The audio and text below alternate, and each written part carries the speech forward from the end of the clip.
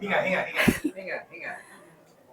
Siya na yung nabigyan natin ng mas, yung comfort ba yung napa-experience natin yung mga, kasi ando na tayo sa point na kaya na natin, na hindi natin nabigay. Yan sila, ano yung parents nila, di ba? Parang hindi nila nagawang gawin before kay nanay, di ba? Hindi pa kami masyadong nakaka-take off.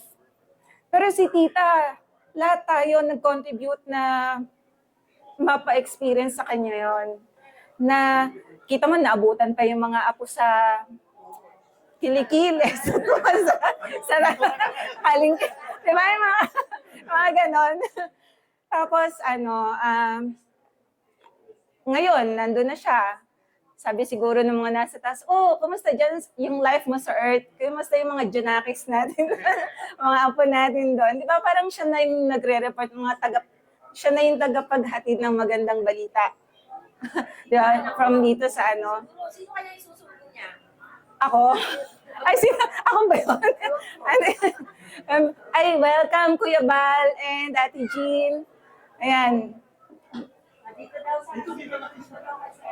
Dito daw kayo, yung nahuli daw, siya daw yung yung mga nahuli daw na dumating, siya yung kakalabitin.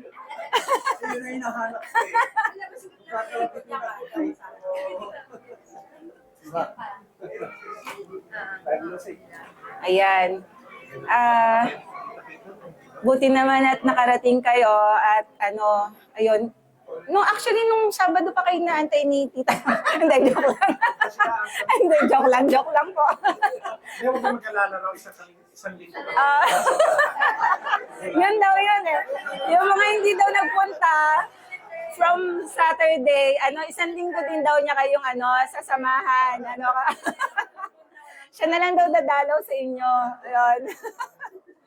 Anyways, yun yung na as I look back, parang yun yung mga nare-recall ko kay Tita Paz. Actually, lahat ng legacy niya, yung pagtatahi, di ba? Yan, yung mga tagapagmana, yung saluto, si Kyle, lahat, actually lahat tayo, yung dugong Kapampangan na pating influence ng pagluluto nila sa halaman din, sa pagtatahi, lahat nila Tita Grace, andyan makikita mo. Pero, syempre,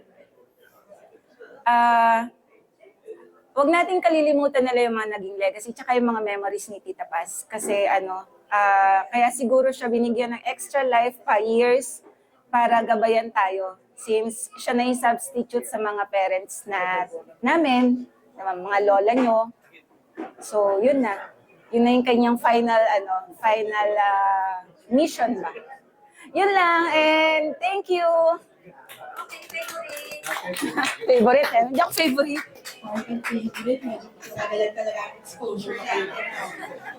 Okay, baka sabihin naman nila, puro lang kami yung nag-ano. So, ngayon, tawag naman po tayo ng representative sa, tinatawag nilang Panggalato na clan.